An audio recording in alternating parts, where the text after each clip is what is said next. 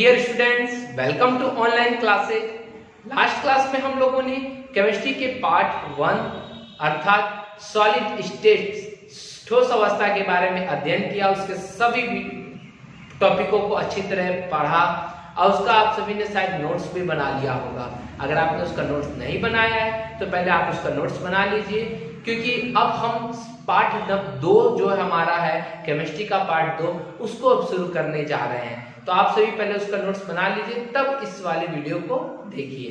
तो चलिए, आज का जो टॉपिक है, आज का जो लेसन है वह है पार्ट 2, जिसका नाम है सॉल्यूशन अर्थात विलयन।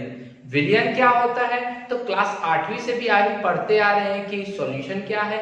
जब दो पदार्थों को आपस में मिलाया जाता है तो जो भी पदार्थ बनता है उसे हम लोग विलयन कहते हैं। जैसे कि चीनी को अगर पानी में मिला दिया जाए तो चीनी और पानी के मिलने से जो पदार्थ बनेगा, जो शरबत बनेगा, वो हमारा क्या होगा? विलयन होगा। तो अब यहाँ पे हम लोग विलयन के बारे में पढ़ेंगे और फिर इसके बाद विलयन के टाइप्स देखेंगे। आज की वीडियो में तो बस इतना ही हम लोग देखेंगे, विलयन क्या है और विलयन की कुछ संबंधित परिभाषाएं देखेंगे और उनके प्रकारों के बारे में अध्ययन करेंगे। तो चलिए शुरू करते हैं। तो विलयन नाम से ही पार्ट का जो नाम है विलयन है, उसके पहले डिफिनेशन देख लेते हैं। तो सॉल्यूशन दो या दो से अधिक अवयवों के समांगी मिश्रण को विलयन कहते हैं।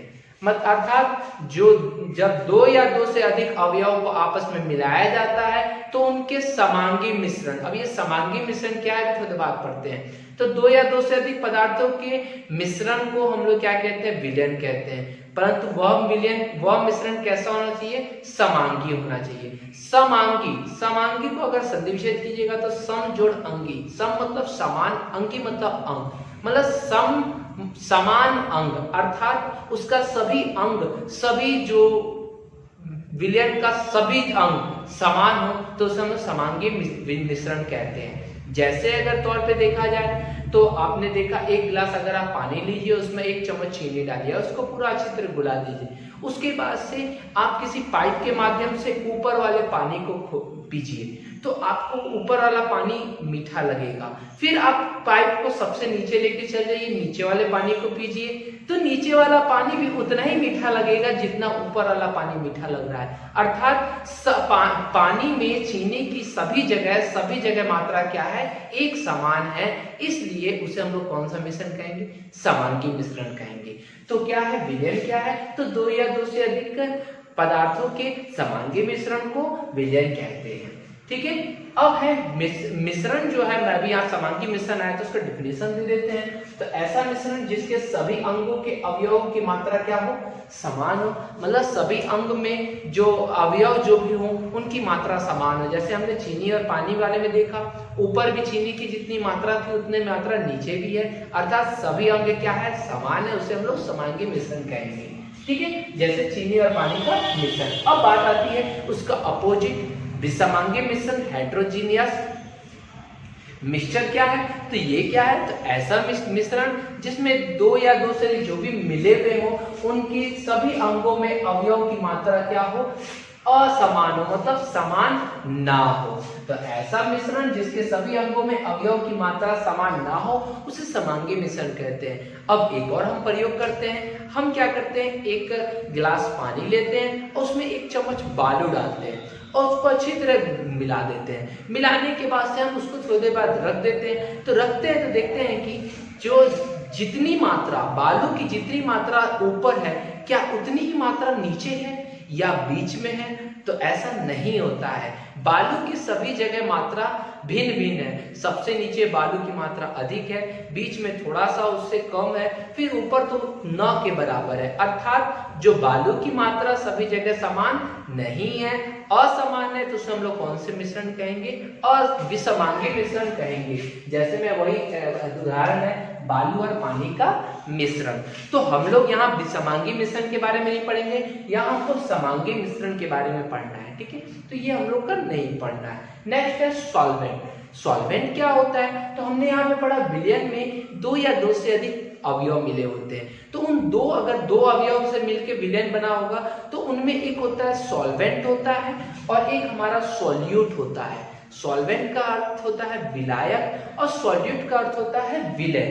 जिसको हम लोग एक और नाम से जानते हैं विलायक, या इसको हम लोग घोलक भी कह सकते हैं। विलायक को क्या कह सकते हैं? घोलक भी कह सकते हैं, और विलय को हम लोग घुल्ल भी कह सकते हैं। याद रखिएगा, इसके दो नेम हो सकते हैं, विलायक को घोलक और विलय को घुल्ले कहा जा सकता है। ठीक है, तो यहाँ हम देखिए तो विलायक क्या होता है, सॉल्वेंट क्या होता है। तो किसी विलयन में जिस पदार्थ की मात्रा अधिक होती है उसे सॉल्वेंट कहते हैं। जैसे कि अगर चीनी और पानी में हम एक गिलास चीनी लेते हैं, एक गिलास पानी लेते हैं और एक चम्मच चीनी लेते हैं, तो पानी की मात्रा यहाँ ज्यादा है, तो सॉल्वेंट हमारा क्या हो गया? क्या हो गया सॉल्वेंट? तो पानी हो गया। नेक्स्ट है सॉल्यूट अर्थात विलय। किसी विलयन में जिस पदार्थ की मात्रा कम होती है अर्थात विलायक से कम होती है उसे हम लोग क्या कहते हैं? विलय कहते हैं। जैसे हमने एक गिलास पानी में एक चम्मच चीनी डाला, तो चीनी हमारा क्या है? विलायक से कम है, मतलब पानी से कम है, इसलिए चीनी क्या हो गया? हमारा विलय हो गया। क्लियर है? यहाँ तक तो कोई दिक्कत नहीं है। अब नेक्स्ट है हमारा बाइनरी सॉल्यूशन अर्थात द्विअंगी विलयन। द्विअंगी मतलब नाम से ही पता है, द्विअंगी मतलब दो अंग हो, अर्थात ऐसा विलयन जिसमें केवल दो अवयव हो उसे द्विअंगी विलयन कहते हैं। इसका भी एग्जांपल आप दे सकते हैं, चीनी और पानी का मिश्रण, ये भी हमारा कौन सा है? द्विअंगी विलयन है। तो हम लोगों ने यहाँ कुछ डिफिनेशन देखे, ये जो है परीक्षा के व्यू से बहुत इंपॉर्टेंट होते हैं, इसलिए इस डिफिनेशन को देख लीजिएगा। अब हम इसके बाद देखेंगे विलयन कितने प्रकार के होते हैं। ठीक है, तो आप इसको नोट डाउन कर लीजिए, तब हम इसके आगे देखते हैं। चलिए स्टूडेंट्स, अब हम देखते हैं विलयन के प्रकार अर्थात types of solution. Types of solution में हम यहाँ देखते हैं कि हम लोग जानते हैं पदार्थ की तीन अवस्थाएं होती है, ठोस, द्रव और गैस। इन्हीं आधार पर विलयनों को 9 प्रकार का माना गया है। इनमें से 3 जो होते हैं वो गैसीय विलयन होते हैं, 3 हमारा द्रव्य विलयन होते हैं और 3 हमारा ठोस विलयन होते हैं। तो एक एक करके हम 9 प्रकार के बारे में देखते हैं। तो पहला हमारा हो गया गैसीय विलयन।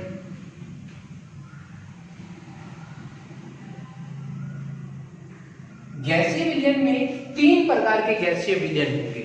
एक होगा हमारा गैस में गैस का विलयन, एक होगा द्रव में गैस का विलयन, और गैस का गैस में विलयन, दूसरा द्रव का गैस में विलयन और तीसरा ठोस का गैस में विलयन।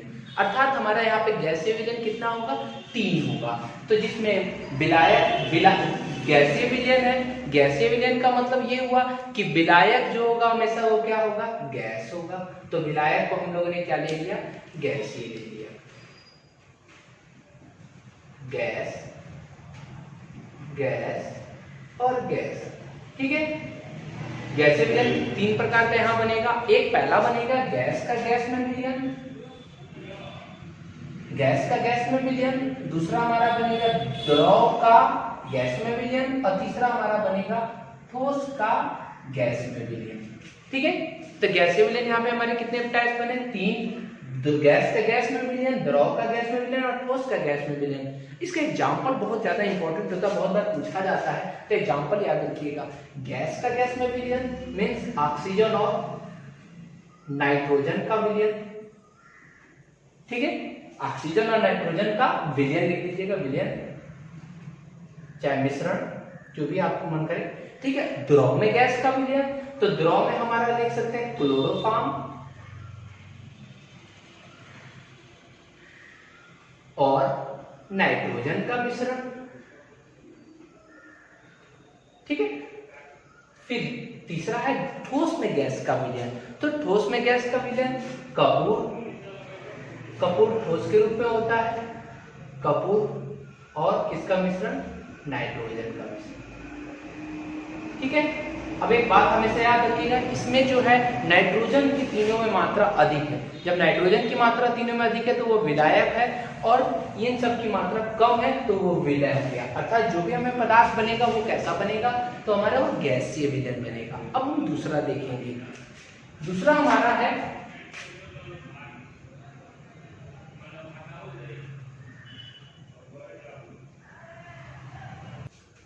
द्रव्य विलयन।